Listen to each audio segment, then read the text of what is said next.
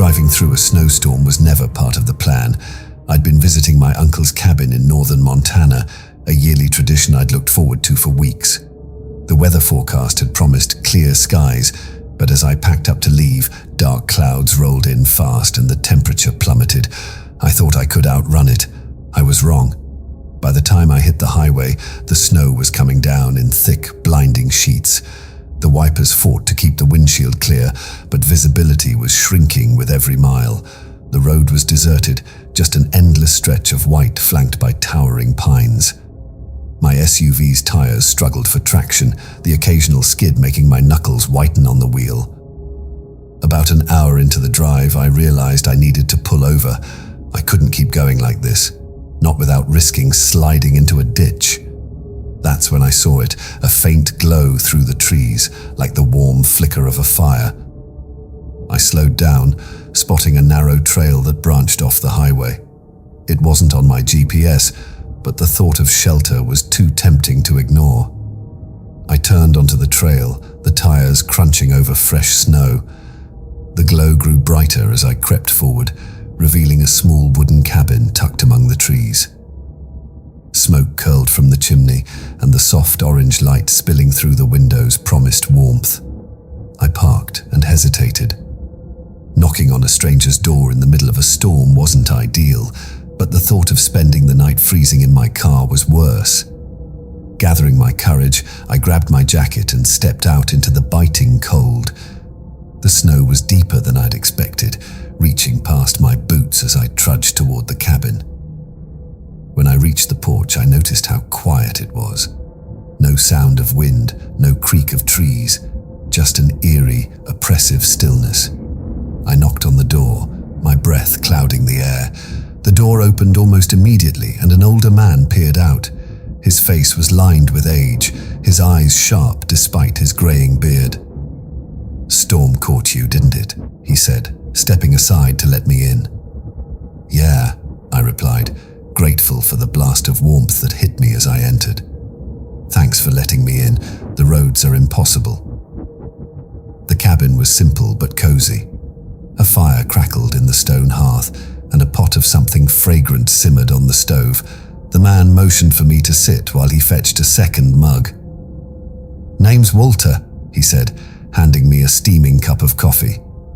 "Not many folks pass through here in weather like this." "I'm Lucas," I said. "I was trying to get back to Missoula, but I didn't expect the storm to hit so fast." Walter nodded, stirring his coffee. "It's tricky up here. Weather can turn on you in minutes. You're lucky you found this place." As we talked, I felt myself relaxing. The warmth of the fire, the hum of conversation. It was easy to forget the storm raging outside.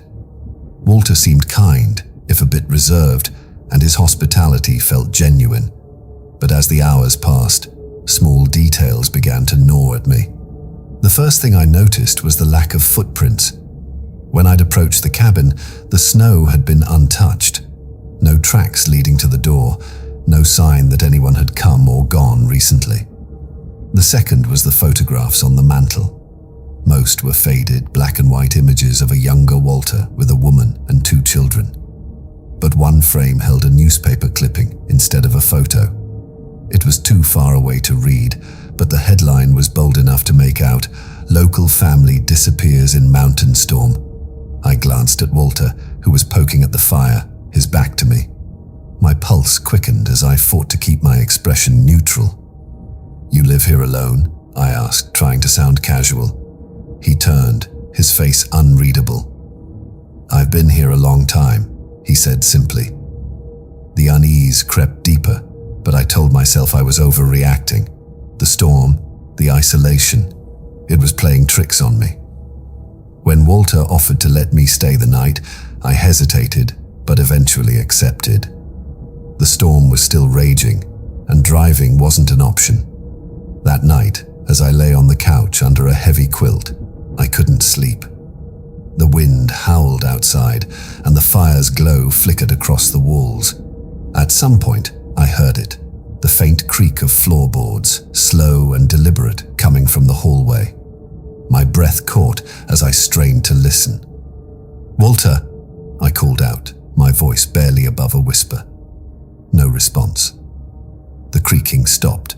I didn't move for the rest of the night, lying awake until the pale light of dawn filtered through the windows. When I finally sat up, the cabin was silent. Walter's chair by the fire was empty, his mug of coffee still sitting on the table. I stepped outside, the cold air sharp against my skin. The snow had stopped, and the sky was a brilliant blue. But when I looked back at the cabin, my stomach dropped. The chimney wasn't smoking, and the windows were dark. It looked abandoned, the wood weathered and grey, as if no one had lived there in years. I didn't go back inside.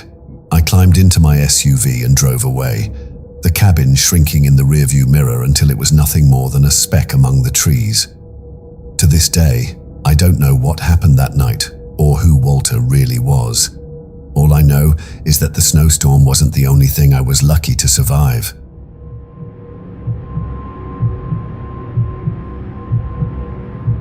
I'd always been the cautious type, the kind of person who checks the weather twice before leaving the house, but when my sister, Aria, called me in a panic, telling me she needed help moving some belongings from her remote cabin in northern Wyoming before a forecasted storm hit, I didn't hesitate.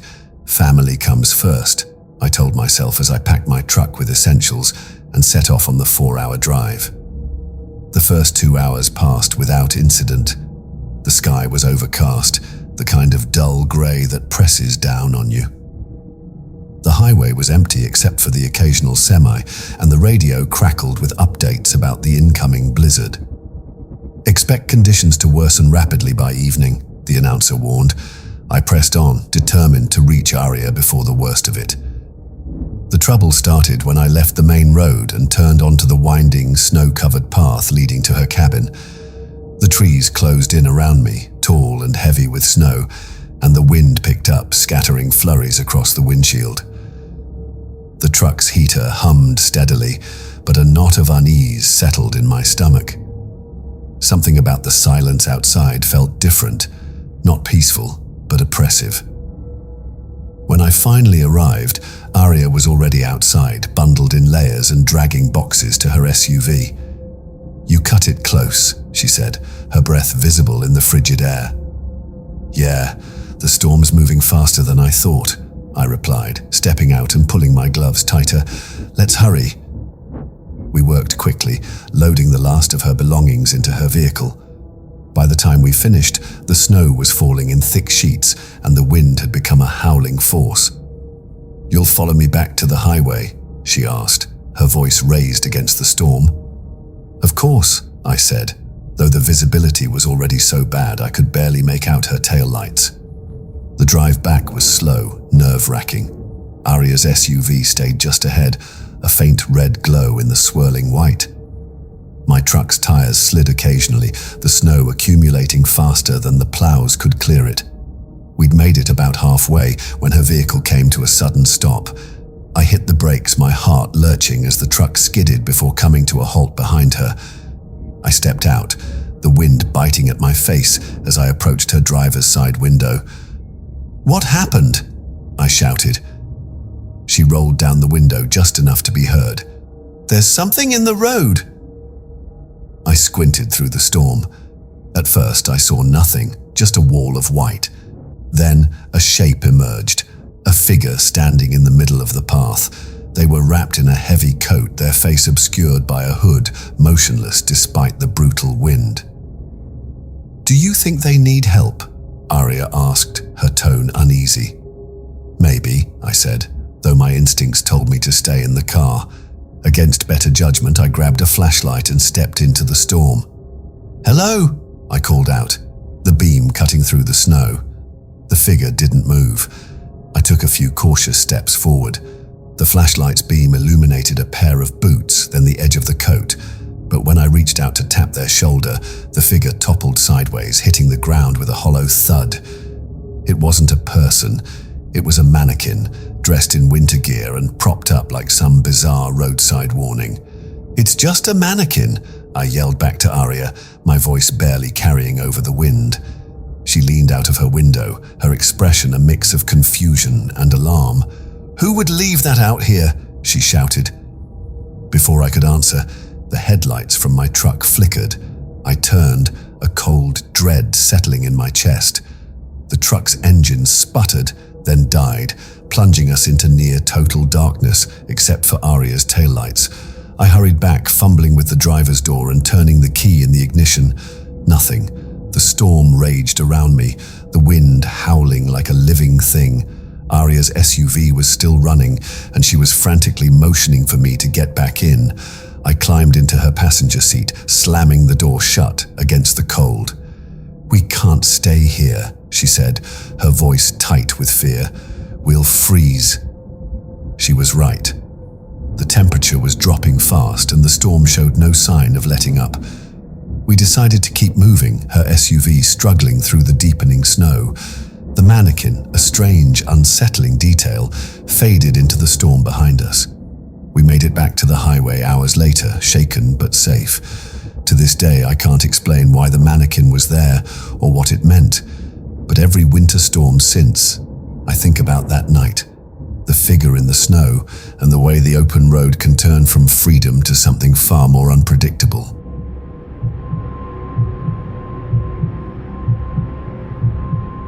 I wasn't supposed to be driving that night. My co-worker Nate had offered to take the shift, but I'd insisted. Delivering a critical piece of equipment to the rural hospital was too important, and the blizzard wasn't supposed to hit until the early hours of the morning. I thought I had plenty of time to make the 3-hour drive and get back before the worst of it. I was wrong. The snow started lightly, just a soft dusting over the road as I left the city. My SUV handled it well enough, the tires gripping confidently as I headed north. The heater hummed, and the navigation app calmly ticked off the kilometers. It felt routine, like so many other work trips I'd taken. About an hour into the drive, the snow intensified. Flakes grew larger, swirling under the high beams in dizzying patterns. Visibility dropped, and the edges of the highway became harder to distinguish. Still, I pressed on. The hospital was counting on this delivery, a spare part for an essential piece of diagnostic equipment that couldn't wait for the storm to pass. The first real sign of trouble came when I passed a stalled car on the shoulder. Its hazard lights blinked weakly, a pale glow through the thickening snow. I slowed, craning my neck to see if anyone was inside, but the windows were frosted over. I debated stopping, but decided against it. The storm was worsening, and I couldn't risk delays. 15 minutes later, I regretted that decision. My headlights caught a figure walking in the middle of the road, their silhouette hunched against the wind. I braked carefully, my tires skidding slightly before coming to a stop. The figure turned, their face obscured by a scarf and a heavy hood. They raised a hand, waving cautiously. I rolled down the window just enough to be heard. "Are you okay?" "Car broke down," they said, their voice muffled by the storm. "Been walking for a while. Can I get a ride to the next town?" I hesitated. Picking up a stranger in a snowstorm wasn't exactly in the job description, but leaving them out there felt wrong. Finally, I nodded. "Hop in." The figure climbed into the passenger seat, stomping snow off their boots before closing the door. They were young, maybe mid-20s, with red cheeks and tired eyes. "Thanks. I didn't think anyone else would be on the road tonight." "Not exactly ideal weather for a drive," I replied, forcing a smile. "I'm headed to the hospital in Clearwater. You?" "Just trying to get to Fairview," they said. We drove in silence for a while, the storm growing fiercer. The road was barely visible now, and the snow piled higher with every passing minute. The strangers stared out the window, their face unreadable. I tried to focus on the task at hand, but something about the situation felt odd. "You didn't try to call for help?" I asked, breaking the silence. "Phone's dead," they replied, their tone clipped. I glanced at them, noting their lack of belongings. No bag, no phone charger, nothing to suggest they'd been planning to travel far. My unease grew, but I kept driving, my hands tight on the wheel. As we approached a narrow bridge, the stranger suddenly spoke. "You should slow down here. The road's tricky." I frowned. How do you know that? They hesitated. I've driven this way before. I slowed as they suggested, and as we crossed the bridge, I saw why. A massive drift of snow had piled up on the far side, nearly blocking the road. If I'd been going any faster, we might have gotten stuck or worse. Good call, I said, though my suspicion deepened. How far did you say you were going? The stranger didn't answer. When I glanced over, they were staring straight ahead, their expression blank. A few kilometers later, they spoke again. You can drop me here. I slowed, though there was nothing around but trees and snow. You sure? Yeah, thanks for the ride. They opened the door and stepped out, disappearing into the storm without another word.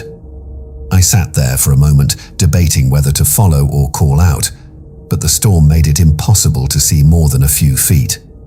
Finally, I drove on, the encounter replaying in my mind. When I reached the hospital an hour later, I mentioned the incident to the receptionist. She frowned. No one's supposed to be on that stretch of road. It's been closed all winter due to construction. I didn't have an answer. To this day, I wonder who they were, how they knew about the drift, and where they were headed.